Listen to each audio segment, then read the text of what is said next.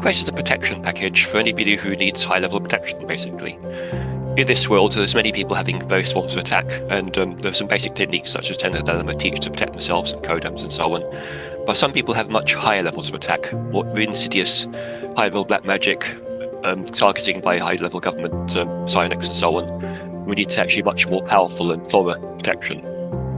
So I create this package with many different Javanese empowerments which cover every possible form of protection to shield you from any eventuality.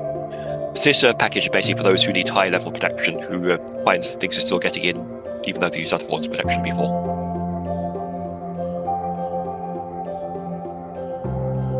Basically, problems come in with that are unusual, more than normal. People find themselves getting ill, negative energy coming in, they always feel down, things going wrong, basically everything in life going wrong, and there's some improvement when they use protection, but find it's not enough to clear it all. There's usually a change point in their life when they became targeted, and realize since then everything has turned really bad in their lives. And if it hasn't fully restored to harmony, then there's still protection needed.